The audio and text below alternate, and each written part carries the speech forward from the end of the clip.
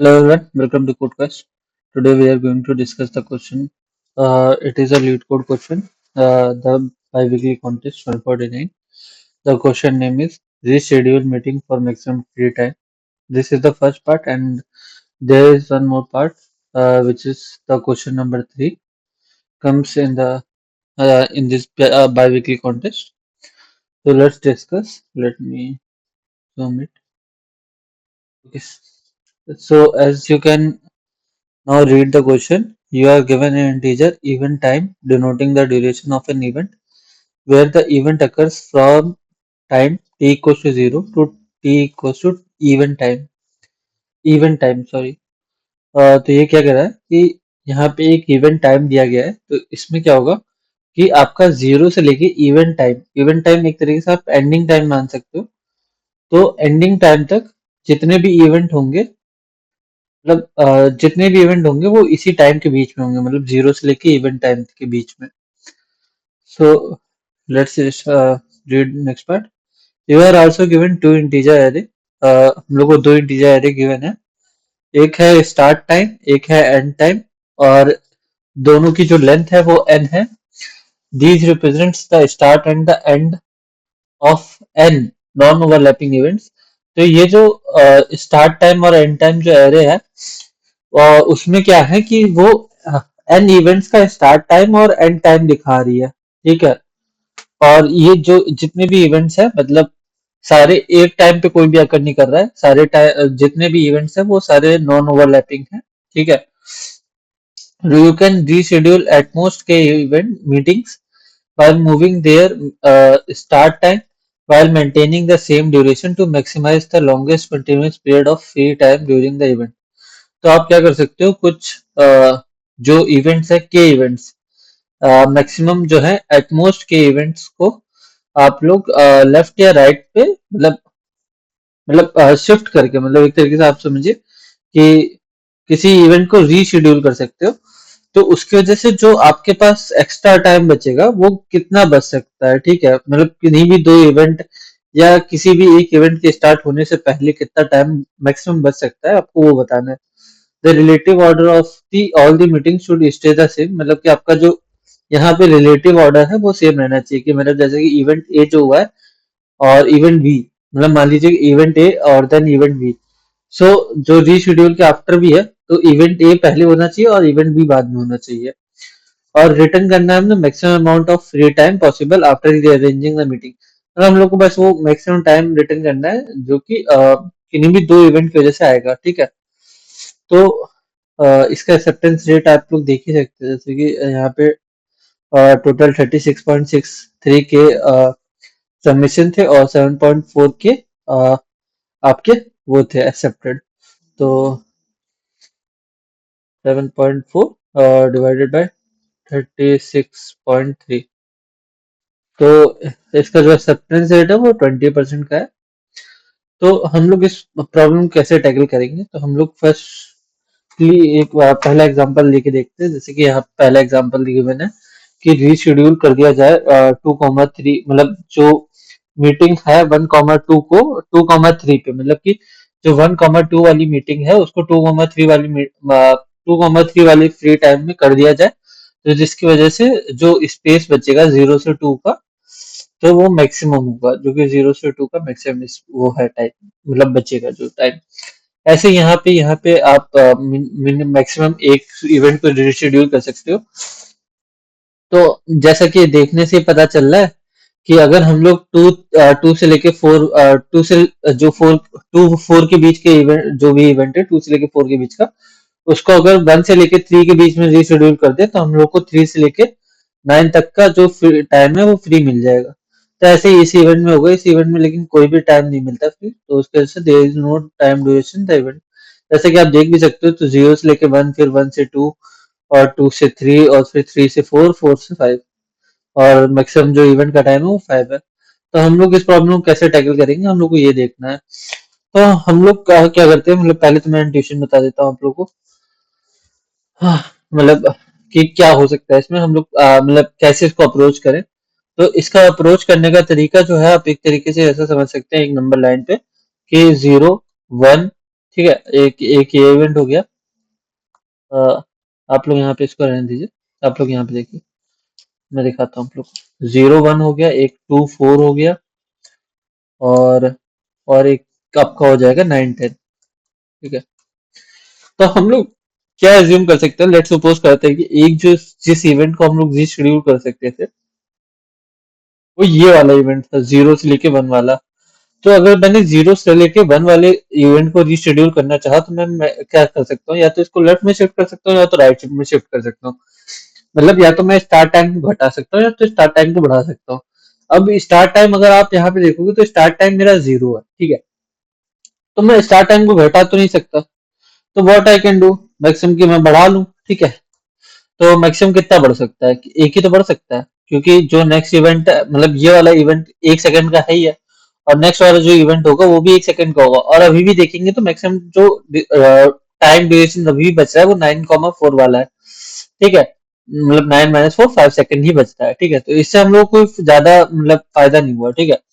तो सपोज करते हैं कि अगर हमने इसको 0,1 ही रहने दिया, अब मैं 2,4 को क्या कर सकता हूँ, या तो मैं 2,4 को लेफ्ट की साइड पे रीशेड्यूल कर सकता हूँ, या तो राइट साइड की साइड पे शेड्यूल कर सकता हूँ। मतलब कि मैं या तो यहाँ पे इसको 1 पे स्टार्ट करूँ और 3 पे एंड कर दूं, ठीक है। तो मेरे को 3 से 9 के बीच में एक सेकंड एक्स्ट्रा मिल गया, ठीक है। तो ऐसे क्या हो सकता है कि मैं इसको ऐसे और क्या कर सकता था कि मैं इसको यहाँ पे एंड करूँ 9 पे, ठीक है, और स्टार्ट कर दूं 7 पे। तब भी अगर आप देखोगे तो मेरे को 1 से लेके 7 के बीच में same exact amount of time मिल रहा है, ठीक है। तो इससे हमें क्या फर्क पड़ता है, इससे हम लोग को क्या पता चल रहा है कि चाहे हम लोग इवेंट को लेफ्ट में शेड्यूल करें या इवेंट को राइट में शेड्यूल करें, तो इससे हमारे टाइम को कुछ ज्यादा फर्क नहीं पड़ रहा है, ठीक है। अगर हम लोग उसको लेफ्ट में शेड्यूल करते हैं या उसको राइट में शेड्यूल करते हैं, उससे मतलब मतलब हम लोग क्या करना है कि अगर हम लोग ने इवेंट को रीशेड्यूल किए ही है, तो हम लोग के इवेंट को ऐसे रीशेड्यूल करें कि बीच में जाके हम लोग का टाइम बढ़ते जाए, ठीक है। तो मतलब अगर हमने किसी इवेंट को रीशेड्यूल किया तो या तो उसको लेफ्ट में करते जाए और राइट में करते जाए, ठीक है। मतलब जैसे कि अगर आप देखो यहाँ पे अगर कोई और भी इवेंट है, ठीक है, अगर सपोज करते जैसे कि आपके पास में कुछ और इवेंट्स हैं, जैसे यहाँ पे इसको मैं थोड़ा सा टाइम बढ़ा देता हूँ, ठीक है। सपोज करते हैं कि ये 15 और ये 17 है, और यहाँ पे मैक्सिमम ऑफ मैं दो जो है इवेंट रीशेड्यूल कर सकता हूँ, ठीक है। तो मैं कैसे कर सकता हूँ, ठीक है, मतलब यहाँ पे जो के की वैल्यू है वो 2 है, ठीक है। तो मैं ये कैसे कर सकता हूँ अब यहाँ पे, तो मैं क्या करूंगा, अब मैं देख रहा हूँ कि यहाँ पे मैं 2 इवेंट रीशेड्यूल कर सकता हूँ, तो 0 से 1 वाले को रीशेड्यूल कर सकता हूँ एक तो मैं, ठीक है। अगर मैं 0 से लेके 1 तक का 0 1 वाले को रीशेड्यूल करूंगा तो कैसे करूंगा, मैं इसको 7 पे एंड करूंगा, ठीक है। मैं राइट साइड पे शिफ्ट करूंगा, ठीक है, और यहाँ पे 1 मतलब सॉरी 6 पे मैं इसको स्टार्ट करूंगा। तो अगर तुम देखो 0 से लेके मेरे को 6 तक का फ्री टाइम मिल गया, तो क्या वो मैक्सिमम है, और मेरे हिसाब से तो वो मैक्सिमम है अभी हाल फिलहाल के लिए, लेकिन क्या वो लिटरल में मतलब ग्लोबल मैक्सिमम है या लोकल मैक्सिमम है, कि मतलब कि अगर हम लोग कुछ प्रोसेस कर रहे हैं तो उस प्रोसेस की वजह से कुछ मैक्सिमम मिलते हैं, मतलब कि अभी वो इंस्टेंट के लिए एक मैक्सिमम है, लेकिन वो मैक्सिमम ऑल टाइम के लिए नहीं है, ठीक है। तो हम लोग को मैक्सिमम ऑफ ऑल टाइम निकालना है। तो अगर हम लोग इसको वापस से अपने उस पे रख दे जिस पे था ये, सॉरी, हाँ, 0 और 1 पे, ठीक है। अब क्या कर सकते हैं, अब हम लोग 7 और 9 वाले को शिफ्ट कर सकते हैं, या तो मैं उसको लेफ्ट साइड पे शिफ्ट करूँ या तो मैं राइट साइड पे शिफ्ट करूँ।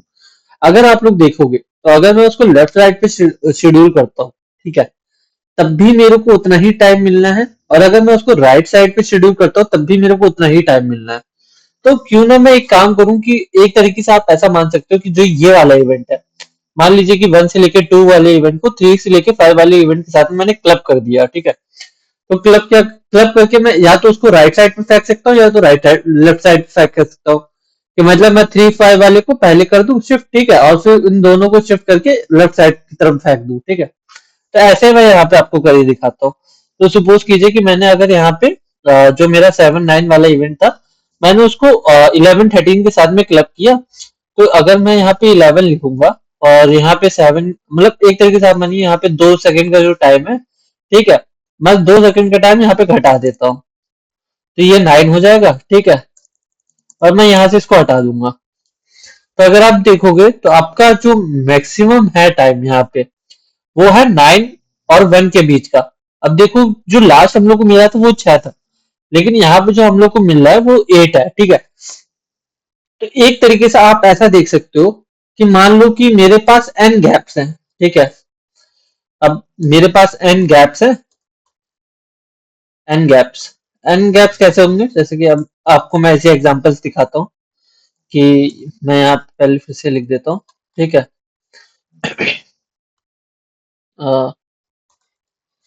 7 9, ठीक है, 7 9। तो यहाँ पे मेरे पास n गैप n, एक तरीके से आप मान लो कि अगर यहाँ पे n जो वैल्यू है वो मतलब n नंबर ऑफ शेड्यूल्स हैं, तो मेरे पास n प्लस 1 गैप्स होंगे। n प्लस 1 के गैप्स कैसे होंगे, तो आप मान लो कि जो n इवेंट्स हैं, ठीक है, there are n minus 1 gaps, ठीक है, gaps between n events, okay. मतलब हर एक दो इवेंट के बीच में एक स्पेस होगा, ठीक है। तो आप ऐसा मान सकते हो एक गैप होगा या फिर एक कोई मतलब एक तो ये डिस्टेंस मान सकते हो, ठीक है। और क्या होगा कि जो फर्स्ट इंडेक्स है, ठीक है, एक उसके लेफ्ट में गैप होगा और एक जो सेकंड इंडेक्स है उसके राइट में गैप होगा। मतलब sorry, not the second, and index के मतलब nth एलिमेंट, मतलब one gap before, sorry, one gap before the first element, okay, and one gap after the nth element, okay. अब ऐसा समझ सकते हो कि जो एक गैप होगा वो आपका फर्स्ट एलिमेंट से पहले होगा और एक गैप जो होगा वो nth एलिमेंट के बाद में होगा। मैं इसका एग्जांपल भी आपको दिखा देता हूँ, ठीक है। जैसे कि अगर यहीं पे अगर सपोज कर लिया जाए जो एंडिंग है मेरा, मतलब स्टार्ट टाइम जो मतलब मेरा इवेंट टाइम जो था, इवेंट टाइम जो कि हम लोग एंड टाइम ही कह रहे हैं, मतलब उसको एक तरीके से मान लीजिए वो इवेंट टाइम जो है वो 19 है। तब आप देखोगे तो 17 और 19 के बीच में दो का स्पेस है, मतलब कि जो एंड टाइम है वो 19 है और लेकिन जो वो आ रहा है उसमें और लास्ट इवेंट में 19 का गैप है, आप देख सकते हो। तो ऐसा ही होगा, ठीक है। तो अब मैं आपको दिखाता हूँ कि इसको हम लोग कैसे सॉल्व करेंगे। अब देखिए हम लोग को n प्लस 1 गैप्स हम लोग को निकालने हैं। तो अगर अगर आप सपोज करें कि यहाँ पे सबसे पहले पे मेरे पास 0 है और सबसे आखिरी में मेरे पास 19 है, ओके। तो 19 है, तो अब मैं क्या कर सकता हूँ कि मैं 0 और 0 के बीच में गैप निकालना चाहूंगा। तो 0 और 0 के बीच में गैप कितना है, 0 का, ठीक है। 1 और 7 के बीच का गैप कितना है, 6 का, ठीक है। अब 9 और 11 के बीच का गैप कितना है, 2 का, ठीक है। 13 और 15 के बीच का गैप कितना है, 2 का अगेन। और 17 और 19 के बीच का गैप कितना है, 2 अगेन, ठीक है। तो अब मेरे को क्या करना है कि अब मेरे को यहाँ पे क्या करना है कि मैं क्या कर सकता हूँ। अगर आप सोचो कि अगर मैं किसी इवेंट को लेफ्ट में शिफ्ट करता हूँ तो वो उतना ही गैप मेरा कंट्रीब्यूट कर देगा राइट साइड पे। मतलब कि अगर मैं यहाँ पे ये जो इवेंट है 7,9, अगर मैं उसको इस वाले इवेंट के साथ में रीशेड मतलब क्लब कर दूं एक तरीके से, अगर मान लीजिए 0 1 और फिर 1 और 3, ठीक है। तो ये जो दोनों इवेंट हैं ये दोनों इवेंट मिलके मेरे एक साथ निपट जाएंगे in the time of 0 to 3, ठीक है। तो मेरे पास कुछ एक्स्ट्रा टाइम जो बचेगा, मतलब जो इसने एक्स्ट्रा टाइम दिया होगा वो मेरे को 11 से लेके 3 के 11 से लेके 13 के बीच में तो दिया होगा। मतलब जो 3 से लेके 11 के बीच का है टाइम वही तो मिला, मेरे को एक्स्ट्रा मिला होगा, है ना।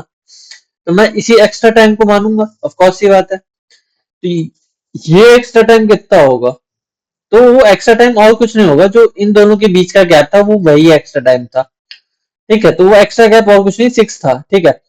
तो ये मेरे को एक एक इवेंट को रीशेड्यूल करने से मेरे को कितना एक्स्ट्रा एक्स्ट्रा वो मिलता है, ठीक है, गैप। तो हम लोग ऐसे ही मानेंगे, मतलब वो और कुछ नहीं है बल्कि वो एक तरीके से आप गैप ही मानिए। मतलब जो मेरा उससे पहले जो गैप था, मतलब मान लीजिए अगर मैंने इस इवेंट को लेफ्ट की साइड पे रीशेड्यूल किया तो मेरे को उतना ही गैप एक्स्ट्रा मिल गया जो इन दोनों के बीच का था, ठीक है, और कुछ नहीं मिला एक्स्ट्रा। अगर मैं इस इवेंट को, अगर आप मान लीजिए कि मैंने इसके साथ में भी रीशेड्यूल किया होता राइट साइड पे, ठीक है, इन दोनों को क्लब किया होता, तब भी मेरे को उतना ही गैप मिलता, जैसे कि यहाँ पे इन दोनों के बीच का जो 2 का गैप था वो मेरे को लेफ्ट साइड पे मिल जाता। तो हम लोग एक तरीके से देखेंगे तो ये क्लब ही हो रहा है, ठीक है, मतलब जो नंबर ऑफ गैप्स है वो क्लब हो रहा है। तो एवरी टाइम मैं क्या कर सकता हूँ कि एक इवेंट को रीशेड्यूल कर सकता हूँ, ठीक है, और अगर मैं हर बार एक इवेंट को रीशेड्यूल कर रहा हूँ तो इसका मतलब है कि मैं एन मतलब जितने भी मतलब रीशेड्यूल करूंगा, मतलब अगर मैंने एक रीशेड्यूल किया तो मैंने एक गैप को ऐड कर दिया, ठीक है। जैसे कि मतलब अगर मैं देखो कि अगर मैंने इस वाले इवेंट को जब इसके साथ में क्लब किया या इसके साथ में क्लब किया, रीशेड्यूल किया इस वाले इवेंट को 7,9 वाले को, तो मैंने कुछ नहीं किया। मैंने जो इसके इसके बीच का गैप था, सेकंड फर्स्ट सेकंड इवेंट और थर्ड इवेंट के बीच का गैप था, वो मैंने फर्स्ट और सेकंड इवेंट के गैप में जोड़ दिया। या फिर आप ऐसे देख सकते हो कि फर्स्ट और सेकंड इवेंट के जो गैप था उसको मैंने सेकंड और थर्ड इवेंट के गैप के साथ में जोड़ दिया। तो मतलब मैंने G1 प्लस G2 ही किया है, ठीक है। तो अगर मैं ऐसी एन अगर मैं शेड्यूल करता हूँ, मतलब अगर मैं एन शेड्यूल्स को रीशेड्यूल करता हूँ, एन मीटिंग्स को रीशेड्यूल करता हूँ, तो मैं एक तरीके से एन गैप्स को ही जोड़ूंगा, ओके। और यहाँ पे अब देखा जाए तो मतलब सॉरी, एन गैप मतलब मैंने अगर मैं ये कहना चाह रहा था कि अगर मैंने एन यहाँ पे जो एन है ये एन एन अलग चीज रिप्रेजेंट कर रहा है। मैं इसको एक के से आपको बता देता हूँ, क्योंकि के हम लोग को दिया भी गया है कि हम लोग के इवेंट शेड्यूल कर सकते हैं। तो अगर मैं के इवेंट्स को शेड्यूल करता हूँ, इट ओनली मीन्स दैट कि मैं के गैप्स को ऐड कर रहा हूँ, ओके। आप अगर देखें तो मैं अगर यहाँ पे इस एक इवेंट को भी रीशेड्यूल करूंगा तो इसका मतलब मैं जस्ट इसके लेफ्ट या राइट गैप को एक किसी भी इवेंट के साथ में जोड़ दूंगा, ठीक है। और ऐसे ही इनके लिए भी है और ऐसे ही इसके लिए भी है, ठीक है। और अब क्या दिक्कत है, मतलब दिक्कत नहीं थी, के जो है के तो ठीक है, मेरे को के ये तो समझ में आ गया कि के गैप्स को मैं जोड़ दूंगा, ठीक है। तो इसका मतलब है कि जो आंसर है क्या वो के गैप्स को जोड़ के मेरे मिल जाएगा, मतलब मैं प्रत्येक सब निकाल लूँ, ये जो मेरे वो गैप्स की एरे मिल गई है, ठीक है। ये कुछ नहीं है, ये गैप्स की एरे है, ठीक है। ये जो गैप्स की एरे मिली है, तो मैं इसमें से बस तीन तीन स्लाइडिंग विंडो लगाऊं और जस्ट के एलिमेंट्स को जोड़ दूं और उनका सम निकाल लूं, तो वही क्या मेरा आंसर है। तो इट इज नॉट, ठीक है, कि ये आंसर नहीं है। अब ये आंसर क्यों नहीं है, ठीक है, तो इस चीज को समझना पड़ेगा हम लोग को। जैसे कि अगर मैंने यहाँ पे एक इवेंट शेड्यूल किया था, तो इसका मतलब क्या ये था, क्या मैंने किसी भी एक इवेंट का गैप लिया था, नहीं। इसका मतलब क्या था कि मेरे को इसका इसके इसके बीच का जो गैप था, ठीक है, मेरे को इन तीनों इवेंट के बीच का जो गैप था, ठीक है, एक तरीके से आप ये देखो ये तीनों जो इवेंट थे, ठीक है, मतलब इसके पहले दो इवेंट्स के बीच का गैप और मैंने जो बाकी दो इवेंट्स के बीच का गैप, मैंने इन दोनों को ऐड किया था। तो आप देखोगे तो अगर मैं एक इवेंट को शेड्यूल करता हूं तो मैं एक गैप एक्स्ट्रा और पाता हूं, ठीक है। तो इसका मतलब ये है कि हम लोग को के प्लस वन गैप्स का जो वो है, ठीक है, के प्लस वन गैप्स को ऐड करना है। तो अगर हम लोग के प्लस वन गैप्स को ऐड कर दे तो हम लोग को हर बार आंसर मिल जाएगा, ठीक है। तो अब यहाँ पे जैसे कि अगर मैंने बताया था कि यहाँ पे के की वैल्यू जो है के की वैल्यू 2 थी, ठीक है। तो अगर मैं यहाँ पे थ्री थ्री गैप्स को ऐड करते जाऊं तो मेरे को एक और एरे मिलेगी, जैसे कि अगर आप देखो 0 + 6 + 2 विच गिव्स मी मेरे को 8, okay, and then again 10 and then again 6। तो which one is greater, the answer is 10। तो so the answer will be 10, okay. मैं आपको इसको करके भी दिखा देता हूँ, ये टेस्ट केस मान लीजिए कि पहले तो इवेंट टाइम मैंने दे दिया 2 और स्टार्ट टाइम मेरा था 0 7 9 11 11 15, ठीक है। और जो मेरा ये था एंड टाइम क्या है, 1 9 13 और 19, ठीक है। तो इसका आंसर जो आएगा वो 10 आएगा। ओ सॉरी, रिटर्न मैं आपको इसका कोड भी करके दिखाऊंगा। Oh sorry, missing here. Okay, आप देख सकते हो यहाँ पे एक्सपेक्टेड होता है वो 10 था, ठीक है। तो wait, just wait for second, मैं इसका कोड लिखता हूँ।